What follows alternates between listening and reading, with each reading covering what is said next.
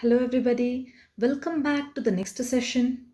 In the previous session, we saw that 14 principles of management has been contributed by Henry Fayol, out of which we studied 7 principles of management, that is division of work, authority and responsibility, discipline, unity of command, unity of direction, subordination of individual interest to general interest, and remuneration. In today's session, we will be proceeding with the remaining principles of management contributed by Henry Fayol. Next, centralization and decentralization. What is centralization? Centralization is concentration of decision-making authority. The decision is being taken by the top management officials. Whereas decentralization means dispersal of the decision making authority among more than one person is decentralization.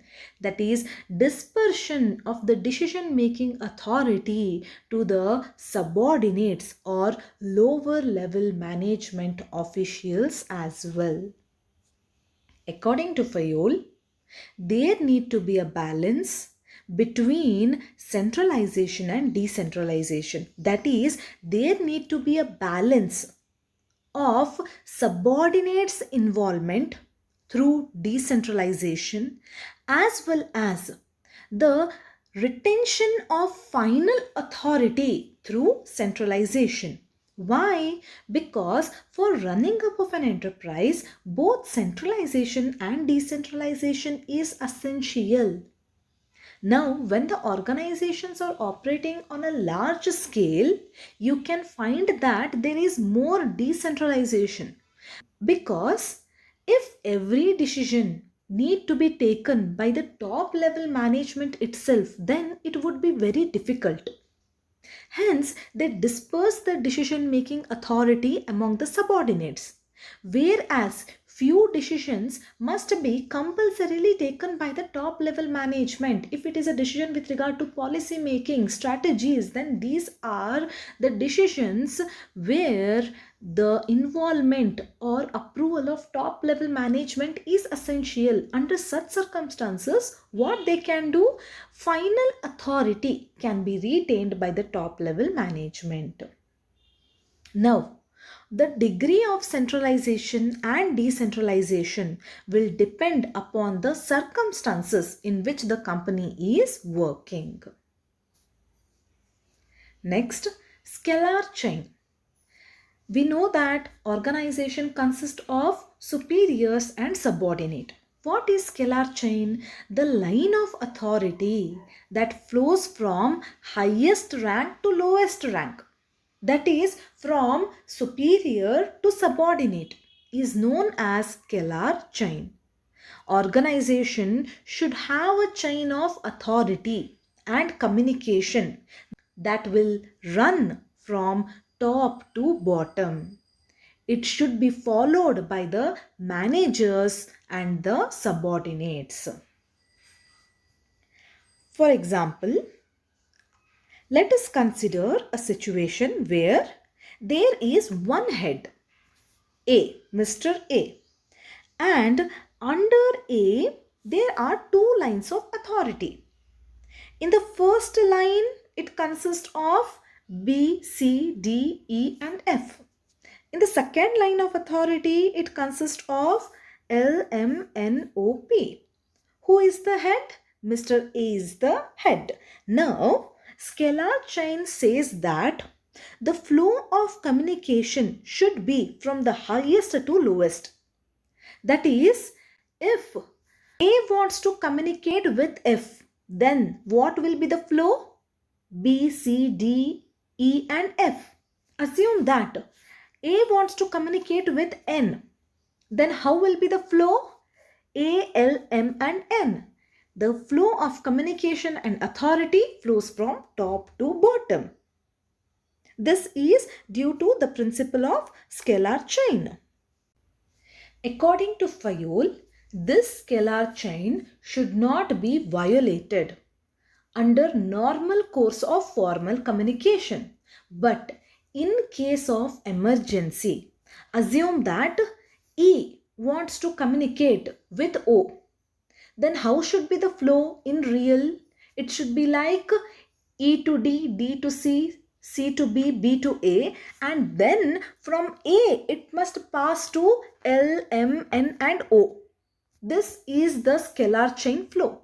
But what in case of emergency? In case of emergency, E is allowed to communicate with O directly, that is through gangplank.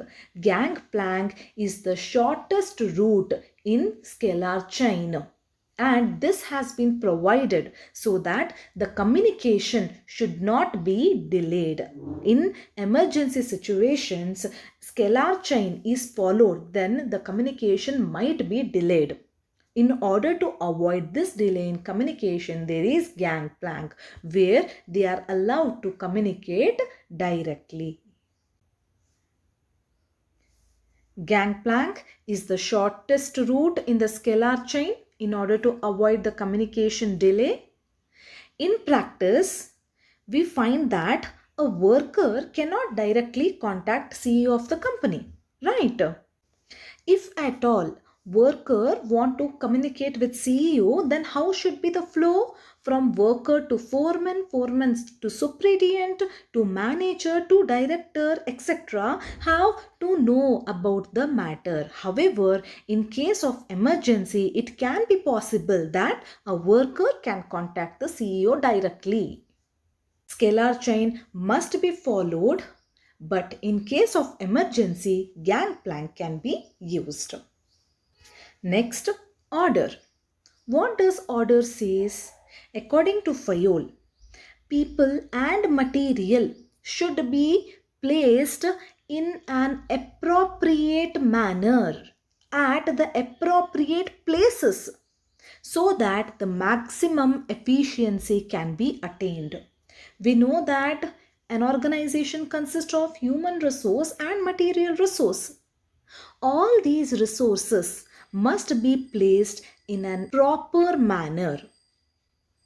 There must be a place for everything and everyone is what the principle of order states.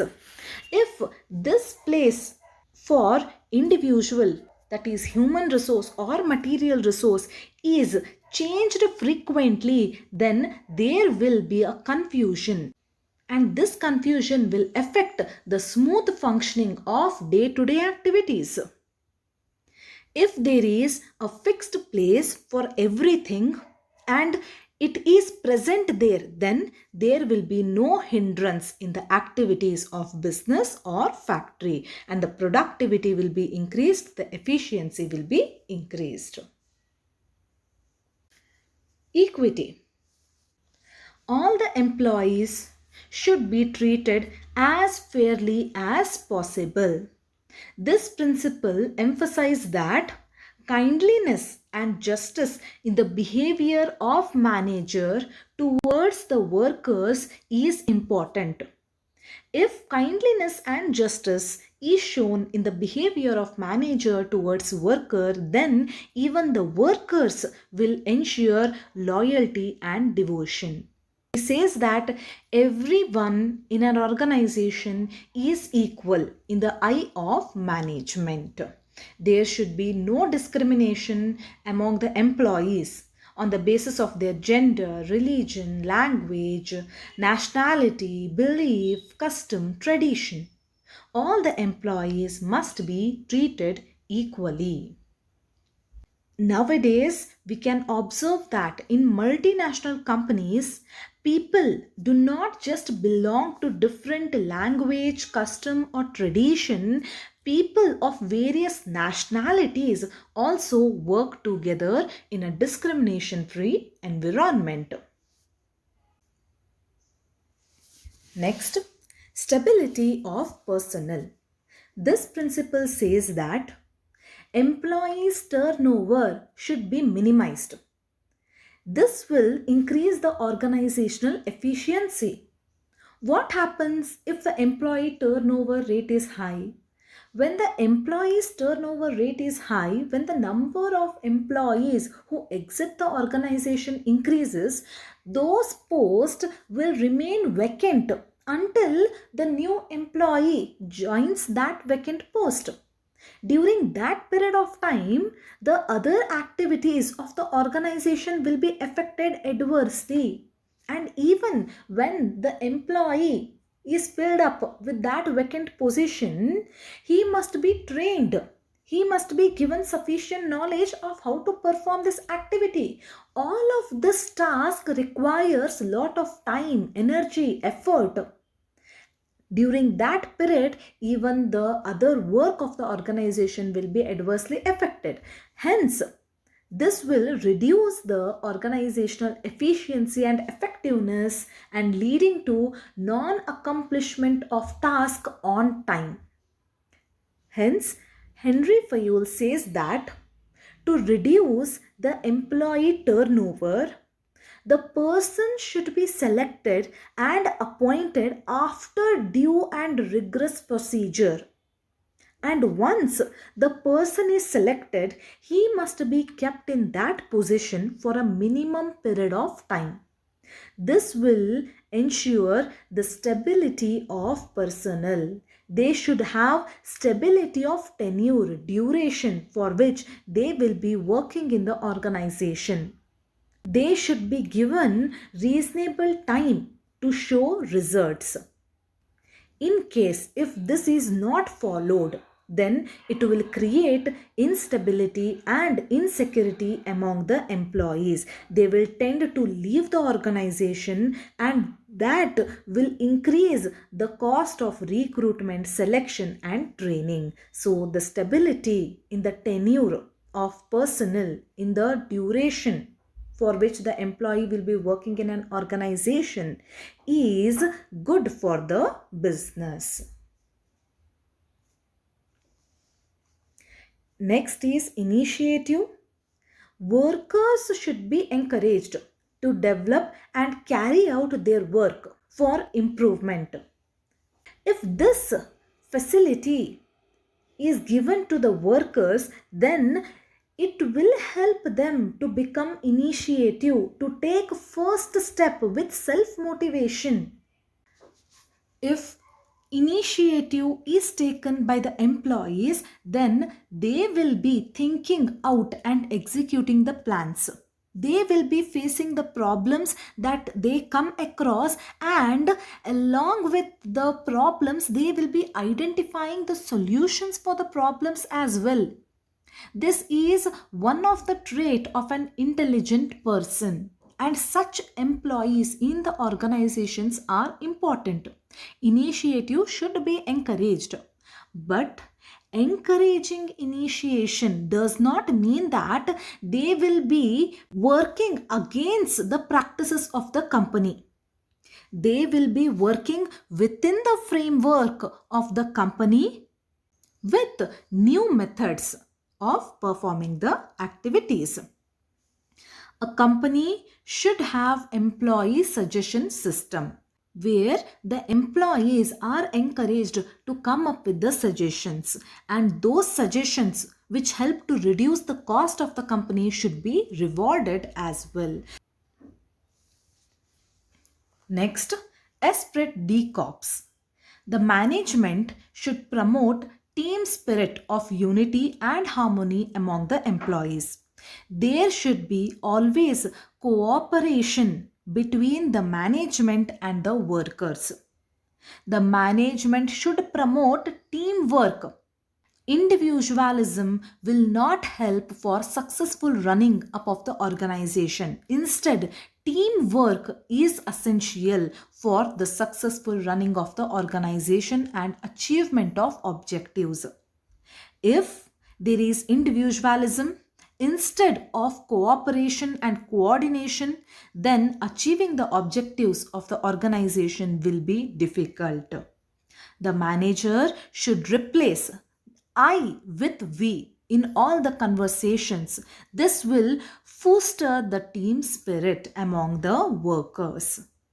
This will also increase the mutual trust and belongingness among the team members. The team spirit must be boosted among the workers so that they need to be working with their own self motivation. Mutual trust and belongingness among the team members will also minimize the need for using the penalties. These are the 14 principles of management. Fayol's 14 principles of management are widely applicable to solve the managerial problems. Now, let us have a comparative view of Henry Fayol's 14 principles of management and F.W. Taylor's scientific management. Fayol's 14 principles of management are specially related to top level management. Speaking about division of work, this decision is taken by top level management. How many departments must be framed in an organization? Remuneration is being fixed by the top level management. Unity of command, unity of direction. Most of the principles of management of Henry Fayol are related to top level management, whereas the scientific management is concentrating more on the shop floor level of a factory. For example, functional foremanship. Functional foremanship, is it applicable to top level management? No, it is applicable to lower level management. It is speaking about the work relationship between foreman and the workers. And differential piece wage system, even this is applicable at shop floor level. It is trying to differentiate efficient workers and inefficient workers by fixing different wage system for efficient and inefficient workers. Mental revolution, it is speaking about the relationship between workers and the managers. Hence, Fayol's 14 principles of management is concentrating on the top level management, and scientific management of Taylor is concentrating on shop floor level of a factory. Unity of command is being advocated by Fayol.